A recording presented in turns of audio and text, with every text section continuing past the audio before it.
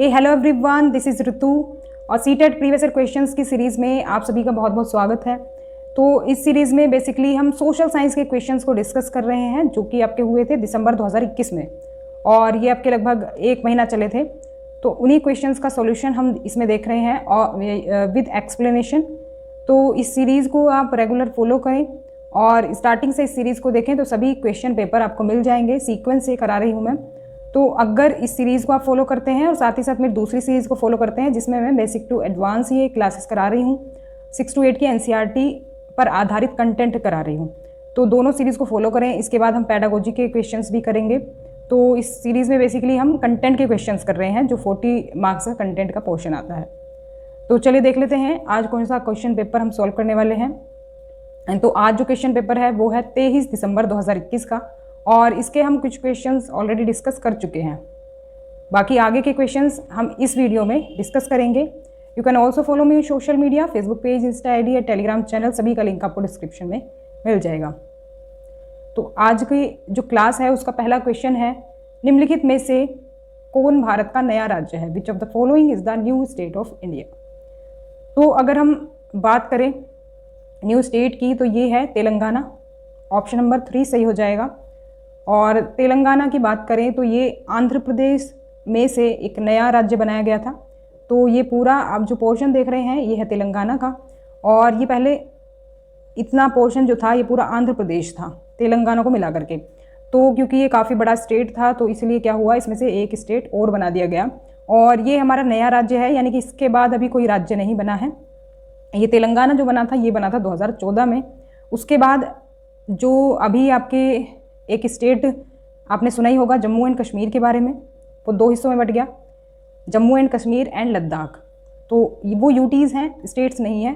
तो जो हमारा जो हम कहें सबसे जो नया जो स्टेट है जो बना था लास्ट, वो है तेलंगाना। 2014 में ये बना था। So next move on to next question. निम्नलिखित में से कौन सा व्यक्ति प्राथमिक क्षेत्र में कार्य करता है? Which of the following persons work in the primary sector? तो अगर इसकी बात करें तो ये क्वेश्चन बेसिकली आपके इंडस्ट्रीज़ वाले चैप्टर से लिया गया है जो है ज्योग्राफी क्लास 8th का चैप्टर। इंडस्ट्रीज़ में आपको प्राइमरी सेक्टर के बारे में जानकारी मिल जाएगी तो डिटेल में आप उसको पढ़ सकते हैं। लेकिन जो एग्जाम्पल्स हैं ये आपके अदर चैप्टर में से लिए गए हैं। मतलब बेसिकली जो आपकी नॉलेज है उसको एक तरह से ये टेस्ट करना चाह रहे हैं कि किस तरह से अगर आपसे अलग तरह से क्वेश्चन पूछ लिया जाए तो आप कैसे टैकल करेंगे उनको। तो अगर आपको प्राथमिक क्षेत्र की जानकारी है तो आप इसको ईजिली कर पाएंगे और इसका जो करेक्ट आंसर हो जाएगा ऑप्शन नंबर 4 हो जाएगा। हामिद बागान में रबर का रोपण करता है। देखो जो रबर का पौधा होता है उसका प्लांटेशन होता है। जिस तरह से धान की खेती होती है ना, पहले पौधे तैयार करते हैं और उसके बाद वो जो प्लांट होते हैं छोटे छोटे उनको लगाया जाता है, उसको कहते हैं रोपण करना। तो वही काम ये कर रहा है हामिद बागान में। तो एक तरह से हम कहेंगे ये एग्रीकल्चर से रिलेटेड है। तो एग्रीकल्चर का जो डिपार्टमेंट है वो आता है प्राइमरी सेक्टर में, जो कि हम डायरेक्ट नेचर से प्राप्त कर रहे हैं। तो वो क्या हो गया, हमारा प्राइमरी सेक्टर हो गया, प्राथमिक क्षेत्र हो गया। इसके बारे में हमें देखो इसमें भी देख सकते हैं डिटेल में। जो प्राइमरी सेक्टर होता है अर्थव्यवस्था के प्राथमिक क्षेत्र में क्या क्या काम आते हैं ध्यान रखेंगे, क्योंकि जो क्वेश्चन पूछा जाता है किसी में से भी पूछा जा सकता है। कृषि, लॉगिंग, मछली पकड़ने का जो काम होता है वो भी प्राइमरी सेक्टर में आता है। वानिकी यानी जो वन से रिलेटेड होता है। खनन जो यानी माइनिंग होती है, खुदाई जो होती है किसी भी मेटल की या फिर किसी और पदार्थ की, वो खनन जो होता है। या फिर कच्चे माल का जो निष्कर्षण होता है, एक्सट्रैक्शन होता है कच्चे माल का, जैसे कि पेट्रोलियम वगैरह होता है, जो वो कच्चे रूप में जो पेट्रोलियम निकलता है। और अगर हम बात करें प्रोडक्शन की, प्रोडक्शन में जो अगर कोई चीज़ शामिल है तो ये सभी क्या आते हैं, हमारे उद्योग में आते हैं। ये हमारे प्राथमिक सेक्टर के उद्योग में शामिल होते हैं। तो यानी कि जो आपका ये प्राइमरी सेक्टर वाला जो आपका टॉपिक है ना, ये आपको इंडस्ट्रीज़ वाले चैप्टर मिल जाएगा। इंडस्ट्रीज़ नाम से एक चैप्टर है क्लास 8 ज्योग्राफी में, उसमें आप इसको डिटेल में पढ़ लेना। बाकी मैं भी यहाँ पर ज्योग्राफी कराऊंगी। अभी ज्योग्राफी मैंने क्लास 6 की कराई हुई है, पुराने चैप्टर्स आप मेरे देख सकते हैं। बाकी क्लास 7th और 8th की ज्योग्राफी करानी बाकी है। तो प्राथमिक क्षेत्र विकसित देशों की तुलना में विकासशील देशों में अर्थव्यवस्था का एक बड़ा हिस्सा बनाने की प्रवृत्ति रखता है। कहने का मतलब जो है कि जो विकासशील देश होते हैं उनमें जो अर्थव्यवस्था का बड़ा हिस्सा होता है वो प्राइमरी सेक्टर से आता है। मतलब कि ज़्यादातर आपने देखा होगा जो हमारा जो देश है वो विकासशील है, तो यहाँ पर कृषि का बहुत बड़ा योगदान है। तो इसका मतलब क्या है कि जो प्राइमरी सेक्टर है वो हमारी अर्थव्यवस्था में काफ़ी बड़ा रोल प्ले करता है। इसी तरह से बाकी विकासशील देशों में भी ये प्राइमरी सेक्टर अपना काफ़ी बड़ा योगदान देता है। नेक्स्ट क्वेश्चन है, निम्नलिखित में से कौन ग्रामीण क्षेत्रों में आजीविका का मुख्य सरोकार कहेंगे या फिर चिंता कहेंगे, मतलब एक चिंता का विषय है ग्रामीण क्षेत्रों में जो हमारा आजीविका यानी कि जो हमारा रोजगार है उससे रिलेटेड।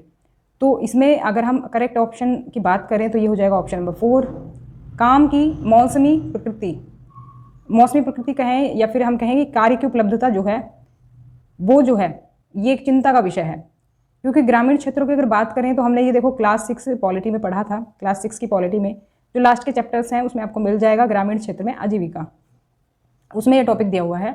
तो वहाँ पर सबसे मेन जो चिंता का विषय है वो ये रहता है सीजनल वर्क है। वहाँ पर आपको पता है जो मेन जो मुख्य जो व्यवसाय है लोगों का गाँव में वो खेती करना है। वैसे तो अदर वर्क भी है लेकिन खेती करना मुख्य व्यवसाय है। तो खेती का आप जानते हैं कोई भी फसल जो तैयार होती है उसको तैयार होने में लगभग 3-4 महीने लगते हैं। उसके बाद अगर कुछ गैप आ जाता है बीच में तो वो जो टाइम होता है वो एक तरह से बेरोजगारी वाला टाइम होता है। उस टाइम में उन लोगों को काम नहीं होता है जो बाकी महीनों में काम में लगे हुए थे। तो उसी को कहा गया है seasonal work, seasonal nature of work, यानी कि एक मौसम होता है काम का, उसी में रोजगार मिलेगा, बाकी के महीने लोग खाली बैठे रहेंगे। तो ये एक चिंता का विषय है ग्रामीण रोजगार या फिर ग्रामीण क्षेत्र में आजीविका के संबंध में। नेक्स्ट क्वेश्चन है, सार्वभौमिक वयस्क मताधिकार का अर्थ है यूनिवर्सल एडल्ट फ्रेंचाइजी मीन्स। तो इसके बारे में हम डिटेल में चर्चा कर चुके हैं पॉलिटी में, तो मोस्टली पॉलिटी के क्वेश्चंस हैं इस क्लास में। इसका जो करेक्ट आंसर हो जाएगा ऑप्शन नंबर 4 हो जाएगा, सभी वयस्कों को मतदान करने की अनुमति है। All adults are allowed to vote. तो इसका मतलब बेसिकली ये है कि जैसे पहले भेदभाव होता था, महिलाओं को वोट देने का अधिकार नहीं है, या फिर जो गरीब है उसको वोट देने का अधिकार नहीं है, जो पढ़ा लिखा नहीं है उसको वोट देने का अधिकार नहीं है। तो इसमें क्या है, सार्वभौमिक वयस्क मताधिकार बात करता है सभी को वोटिंग राइट की, यानी कि चाहे वो किसी भी जाति धर्म का हो, किसी भी स्टेटस का हो, वो गरीब हो अमीर हो या फिर किसी भी जेंडर का हो, सभी को वोटिंग का अधिकार है। अगर वो 18 साल या फिर उससे ऊपर की एज का है, यानी कि जो वोटिंग की एज है वो हर कंट्रीज़ में अलग अलग हो सकती है, लेकिन हमारे देश में 18 साल है। और 18 साल या फिर उससे ऊपर के लोग जो हैं एक तरह से अडल्ट में काउंट होते हैं। तो उन सभी को क्या है, वोटिंग का अधिकार है। बाकी देशों में हो सकता है वोटिंग की एज अलग अलग हो सकती है, तो उसी को हम वयस्क मानेंगे। तो बेसिकली सभी वयस्कों को मतदान करने की अगर अनुमति है तो उसी को हम कहते हैं universal adult franchise. Next question देख लेते हैं, मीडिया के संदर्भ में एजेंडा सेट करना मुहावरे का क्या अर्थ है। What is the meaning of the phrase setting the agenda in the context of the media. तो मीडिया का जो ये क्वेश्चन है ये आपकी क्लास 6 की पॉलिटी में दिया हुआ है, क्लास 6 या 7 की पॉलिटी में है, लेकिन पॉलिटी का क्वेश्चन है ये। तो इसमें देखो मीडिया के संदर्भ में पूछा गया कि एजेंडा सेट करने का क्या मतलब है। तो इसका करेक्ट आंसर हो जाएगा ऑप्शन नंबर 3। ऑप्शन नंबर 3 में है कि लोगों को किन मुद्दों पर ध्यान केंद्रित करना चाहिए, यह निर्धारण मीडिया द्वारा लोगों की सोच और समझ पर प्रभाव डालता है। अब देखो आप भी ये बात मानते होंगे कि जो मीडिया है काफ़ी हद तक लोगों को प्रभावित करता है। तो मीडिया जैसी खबर दिखाएगा वैसे ही लोग उसको समझेंगे खबर को, और वैसे ही अपने अंदर धारणा बना लेंगे।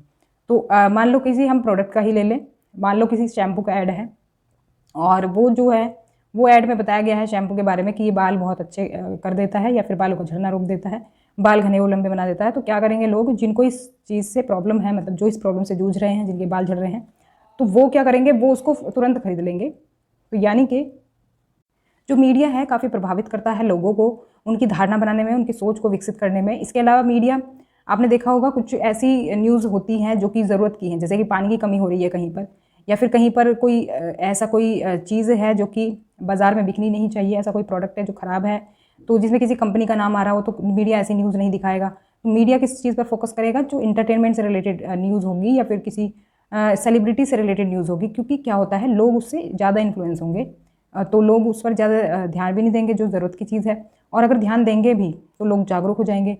तो मीडिया के लिए कहा गया है कि मीडिया को एजेंडा सेट करना चाहिए जिससे कि लोग उसी के हिसाब से क्या करें, अपनी राय बना सकें, अपने विचार मतलब अपने विचारों को विकसित कर सकें। ऐसा ना हो कि जो मीडिया है सिर्फ वो न्यूज़ दिखाए जो कि उनके व्यूज़ बढ़ा रही है, उनकी जो TRP है वो बढ़ा रही है। तो मीडिया का काफ़ी बड़ा रोल हो जाता है। तो मीडिया को एक तरह से एजेंडा सेट करना चाहिए कि क्या लोगों के काम की चीज़ है और क्या लोगों के काम की चीज़ नहीं है। नेक्स्ट क्वेश्चन है, भारतीय संविधान यह सुनिश्चित करता है कि सरकारी प्रणाली में केवल राजधानी शहर में बैठे और सभी के लिए निर्णय लेने वाले व्यक्ति शामिल नहीं हैं।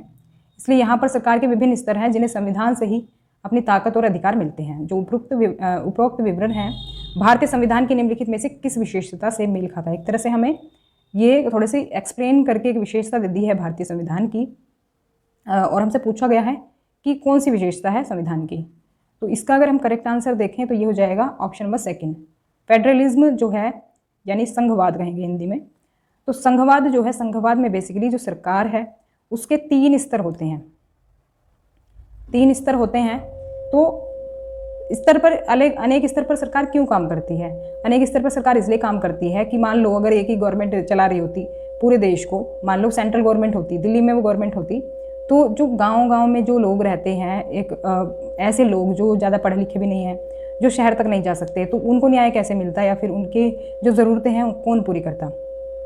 तो एक तरह से ये सरकार के जो है 3 स्तर बना दिए गए हैं, एक तो लोकल लेवल पर, एक स्टेट लेवल पर और एक सेंट्रल लेवल पर, जिनको कि हम कहते हैं लोकल गवर्नमेंट, स्टेट गवर्नमेंट और सेंट्रल गवर्नमेंट।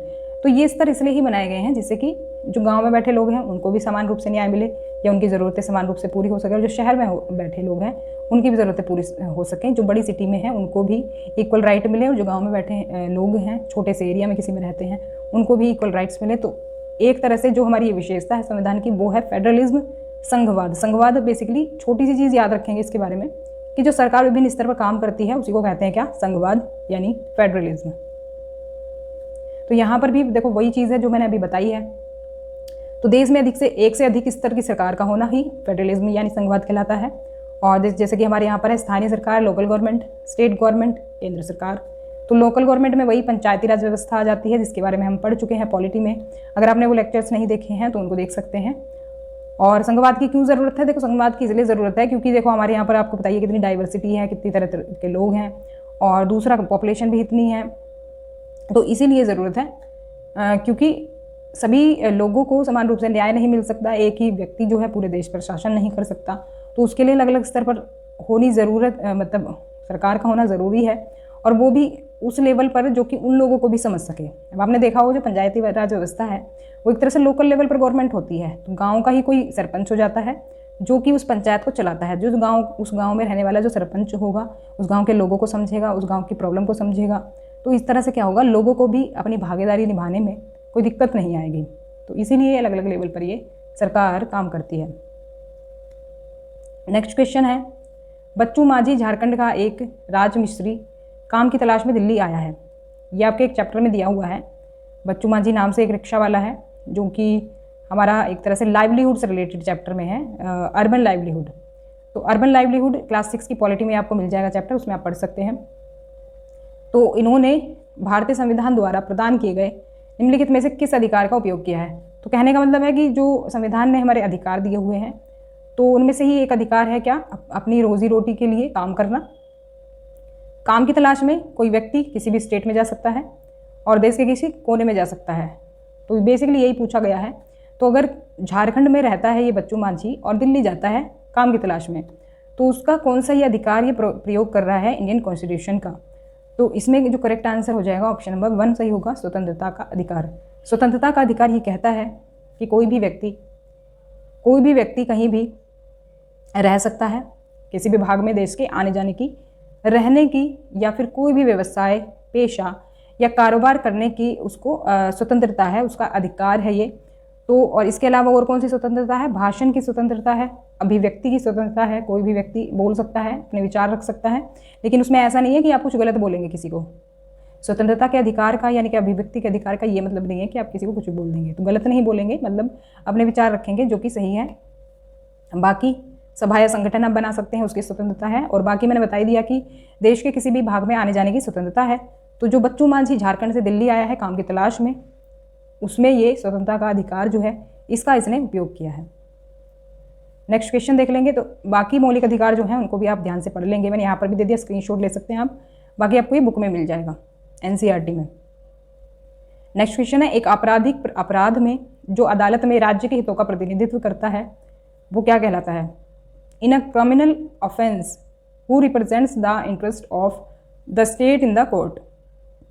कहने का मतलब है जो मान लो किसी ने भी केस कर दिया तो राज्य का जो पक्ष है उसको कौन देखता है, राज्य की तरफ से कौन होता है जो कि एक तरह से बचाव करता है राज्य का। तो इसका आंसर हो जाएगा option number 3 public prosecutor.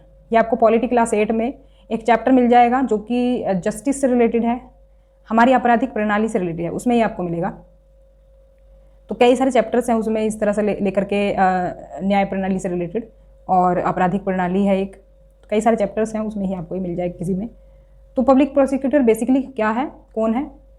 Public prosecutor होता है जो राज्य के हित का प्रतिनिधित्व करता है। देखो मान लो किसी ने क्राइम किया, किसी भी व्यक्ति ने क्राइम कर दिया, तो वो जो क्राइम है वो किसी एक व्यक्ति के खिलाफ नहीं है। मान लो कि एक व्यक्ति ने किसी का क्या कर दिया, मर्डर कर दिया।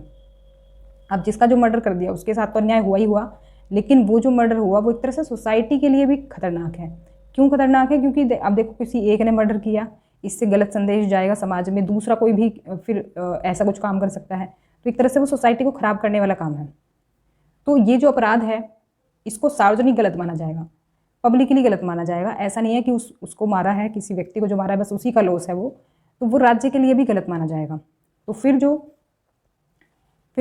उसके पक्ष में जो लड़ेगा ना राज्य के हित में, यानी जो एक तरह से विक्टिम है, जो विक्टिम है उसकी तरफ से जो केस लड़ता है तो वो एक तरह से राज्य का हित का प्रतिनिधित्व करता है, जो विक्टिम की तरफ से केस लड़ेगा, क्योंकि वो राज्य के लिए भी एक तरह से क्राइम है। ऐसा नहीं है कि सिर्फ उसी के लिए मतलब पीड़ित के खिलाफ ही नहीं है वो क्राइम, बल्कि पूरे समाज के खिलाफ वो एक तरह से गलत चीज़ है, गलत प्रैक्टिस है। तो वो जो वकील उधर से लड़ता है विक्टिम की तरफ से, वो कह सकते हैं हम, वही होता है पब्लिक प्रोसिक्यूटर, जो विक्टिम की तरफ से होता है। अब जब विक्टिम की तरफ से तो वकील हो गया, एक दूसरा पर्सन है जिसने मर्डर किया था। अब जिसने मर्डर किया था वो तो चुप नहीं बैठेगा, वो भले ही उसे पता होगी उसने मर्डर किया, लेकिन वो अपना बचाव तो करेगा ही करेगा। तो अब वो अपना बचाव करेगा तो वो अपने लिए एक वकील रखेगा जो कि होगा डिफेंस लॉयर। डिफेंस यानी बचाव के लिए वो वकील रखेगा, यानी रक्षा वकील इसको हम हिंदी में कह सकते हैं। तो ये डिफेंस लॉयर जो होगा वो उसकी तरफ से होगा जो कि क्रिमिनल है। हालांकि जब तक क्राइम साबित नहीं होता है तो हम उसको क्रिमिनल नहीं मान सकते, तो वो उसकी तरफ जो वकील लड़ता है वो होता है डिफेंस लॉयर। लेकिन जो विक्टिम की तरफ से लड़ेगा वो होगा पब्लिक प्रोसिक्यूटर, क्योंकि पब्लिक प्रोसिक्यूटर इसलिए क्योंकि एक तरह से जो क्राइम हुआ है वो राज्य के खिलाफ हुआ है। तो इसीलिए जो हमारे ये केस होते हैं इनका नाम भी कुछ इस तरह से रखा जाता है, जैसे कि राज्य बनाम लक्ष्मण कुमार। यहाँ पर आप देख पाएंगे राज्य बनाम लक्ष्मण कुमार और अन्य, लक्ष्मण कुमार और अन्य, यहाँ तक पूरा नाम है इसका। और दूसरा है राज्य बनाम शांति हमब्रम। तो इस तरह से इनका नाम रखा जाता है जो केसेस होते हैं। तो इसके बाद जो है ये वकील की भूमिका शुरू होती है। आप जो हमारा क्वेश्चन था वो हमारा कंप्लीट हो चुका है, तो आप चाहें तो आगे इन पॉइंट्स को पढ़ सकते हैं कि किस तरह से प्रोसेस होता है। बाकी आपको क्लास 8 में ये क्रिमिनल सिस्टम से रिलेटेड सारी जानकारी मिल जाएगी, क्लास 8 में आप पढ़ सकते हैं पॉलिटी में। नेक्स्ट क्वेश्चन है गेटोइजेशन इज अ रिजल्ट ऑफ। तो गेटोइजेशन एक तरह से किस चीज़ का रिजल्ट है ये हमें इसमें बताना है। तो देखो यहाँ पर तीन तरह के वो हाशिए दिए हुए हैं, यानी कि मार्जिनलाइजेशन दिए हुए हैं तीन तरह के, कि जो सामाजिक मार्जिनलाइजेशन है, सोशल रूप से अगर हम किसी को अलग थलग कर देते हैं उसका परिणाम है गेटोइजेशन। आर्थिक रूप से हाशिए का परिणाम है, या फिर सांस्कृतिक रूप से, ये हमें इसमें सेलेक्ट करना है। और इसका जो करेक्ट आंसर हो जाएगा वो हो जाएगा ऑप्शन नंबर 4। ऑप्शन नंबर 4 यानी कि ए, बी और सी तीनों ही इसमें सही हैं। देखो गेटोइजेशन जो वर्ड है इसको मैंने बताया था आपको पॉलिटी का चैप्टर था, ये था आपका मार्जिनलाइजेशन से रिलेटेड। तो मार्जिनलाइजेशन जो चैप्टर है उसमें आप इस टॉपिक को अच्छे से समझ पाएंगे। गेटोइजेशन बता देती हूँ फिर भी मैं। गेटोइजेशन एक तरह से होता है किसी एक कम्युनिटी को अलग थलग कर देना, बिल्कुल उसको अलग कर देना। अब क्या है, वो जो कम्युनिटी है फिर क्या होता है, एक तरह से अपना ग्रुप अलग बना लेती है, अलग ही रहने लगते हैं, अलग ही अपना उनका सब सारी चीज़ें हो जाती है, कल्चर वगैरह जो है उनका सब कुछ अलग ही हो जाता है। जैसे हम कहें, आपने कहीं कहीं देखा होगा जैसे कि कास्ट के आधार पर कुछ कॉलोनीज़ बना दी जाती हैं। जैसे कि कहा जाए कि हाँ भाई यहाँ पर हम मतलब त्यागी लोग ही रहेंगे, यहाँ पर पंडित लोग रहेंगे, ब्राह्मण लोग ही रहेंगे, ऐसे मतलब अलग अलग अगर बनाई दी जाएँ। जैसे कि यहाँ पर शेड्यूल ट्राइब्स रहेंगी या फिर यहाँ पर शेड्यूल कास्ट ही रहेंगी, ऐसी कोई कॉलोनी बना दी जाए। अगर ऐसी कोई कॉलोनी बना दी तो वो क्या होगा कि वो एक तरह से क्या होगा, वो बाकी सोसाइटी से क्या हो जाएंगे, अलग थलग हो जाएंगे। तो गेटोइजेशन बेसिकली ये चीज़ होती है कि अगर कोई कम्युनिटी किसी भी तरीके से, मान लो सोशल रूप से अगर हाशिए पर है, यानी कि सोशल हाशिए पर है। सोशल हाशिए से मतलब जो सामाजिक रूप से उसको अलग कर दिया गया है, जैसे कि कास्ट होती हैं आपकी, ऊंची जाति और नीची जाति मानी जाती है ना। जैसे कि नीची जाति को क्या करते हैं, हम कम आंकते हैं, तो अगर वो अपनी कम्युनिटी अलग बना ले, वो अपनी कॉलोनी अलग बना ले, वो अलग रहें, वो कहें हम तो यहीं रहेंगे क्योंकि हमें बाकी जो सोसाइटी है उसमें इक्वल नहीं माना जाता, तो वो क्या कहलाएगा, घेटोइजेशन कहलाएगा। आर्थिक रूप से भी हो सकता है, जैसे कि कुछ गरीब बस्तियां बन जाएं, कहीं झोपड़ी बन जाए, तो झोपड़ियाँ क्या होगी, वो एक तरह से वो पूरी बस्ती एक तरह से गरीबों की हो जाएगी, तो वो भी एक तरह से क्या कहेंगे, हम घेटोइजेशन कहेंगे। सांस्कृतिक रूप से हो सकती है, जैसे किसी का कल्चर अलग है, अगर उसकी कल्चरल प्रैक्टिसेस अलग हैं, जैसे कि शेड्यूल ट्राइब्स हो गई, उनकी कल्चरल प्रैक्टिस जो है वो थोड़ी सी अलग हैं, वो अपने आप को अलग थलग, अभी भी आपने देखा होगा वो अपने आप को अलग ही रखते हैं, तो ये चीज़ क्या कहलाती है, घेटोइजेशन होती है। जो अगर किसी ग्रुप को अगर हम बिल्कुल अलग सा कर दें और वो खुद भी जो है वो रहने लगे अलग, ऐसा नहीं है कि उसको किसी ने कहा रहने के लिए, वो खुद भी ऐसा कर सकते हैं, ज़रूरी नहीं किसी ने कहा ही हो, तो ये जो चीज़ होती है घेटोइजेशन कहलाता है, जब कोई एक कम्युनिटी, एक ग्रुप के लोग अलग रहने लगें बाकी समाज से। तो नेक्स्ट क्वेश्चन पर चलते हैं। सरकार ने ऐसे कानून पारित किए हैं जो डैश से अधिक महिला कर्मचारियों वाले संगठनों के लिए क्रैच सुविधाएं प्रदान करना अनिवार्य बनाते हैं। The government has passed laws that make it mandatory for organisations that have more than dash women employees to provide creche facilities. इसका करेक्ट आंसर हो जाएगा ऑप्शन नंबर 1, 30 यानी कि 30। तो कहने का मतलब क्या है कि सरकार ने कुछ ऐसे कानून पारित किए हैं जिसमें कि जो महिला कर्मचारी हैं, वो जो संगठन है उनके, तो मान लो कि अगर किसी कंपनी में 30 से ज़्यादा महिलाएं हैं, विमेन एम्प्लॉयज़ हैं, तो उनको क्या करना होगा, उन विमेन को क्रैच फैसिलिटीज़ देनी होगी। क्रैच फैसिलिटीज़ होती है क्या, जो छोटे बच्चे होते हैं उनकी देखभाल के लिए एक सेंटर्स होते हैं, जैसे कि गाँव में आंगनवाड़ी केंद्र होते हैं, उसी तरह से शहरों में क्रैच फैसिलिटीज़ होती हैं। तो ये सरकार ने ऐसा कानून बनाया है कि अगर किसी कंपनी में 30 से ज़्यादा विमेन काम करती हैं, विमेन एम्प्लॉयज़ हैं 30 से ज़्यादा, तो उस कंपनी की जिम्मेदारी बनती है कि वो उन विमेन को क्रैच फैसिलिटीज़ प्रोवाइड कराए, जिससे उनको सुविधा हो काम करने में। तो पहला ऑप्शन सही हो जाएगा 30। और वीडियो आपको कैसी लगी मुझे कमेंट करके ज़रूर बताया करो, मुझे पता ही नहीं चलता है कितने लोग देख रहे हैं, कंप्लीट वीडियो कौन कौन देख रहा है। अब क्योंकि यहाँ तक जिसने देख ली वो कंप्लीट देख चुके हैं, तो वो मुझे कमेंट ज़रूर करें कि वीडियो कैसी लगी, कोई सजेशन हो तो वो दें। और if you have any query then please ask me in comment section. और अगर वीडियो आपको पसंद आई हो तो ये वही है डिटेल जो मैंने आपको बता दी है। पसंद आई हो तो लाइक करें, शेयर करें और सब्सक्राइब कर लें चैनल को, जिससे कि आपको आगे के सभी नोटिफिकेशंस मिलते रहें। जो लोग मतलब मेरी रेगुलर वीडियोस देख रहे हैं और पसंद कर रहे हैं, मैं उनको कहूँगी कि वो मेरी वीडियोस ज़्यादा से ज़्यादा शेयर करें, जिससे मुझे थोड़ा सा आप सपोर्ट कर पाएँ, मुझे थोड़ा सा मोटिवेशन मिले कि मैं और अच्छे से कर पाऊँ और बेहतर काम कर पाऊँ। तो मतलब ज़्यादा से ज़्यादा शेयर करें, मेरे लिए यही बहुत होगा, आपका यही छोटा सा कंट्रीब्यूशन। तो मिलते हैं नेक्स्ट क्लास में, तब तक के लिए stay connected and keep watching study more knowledge. Thanks for watching.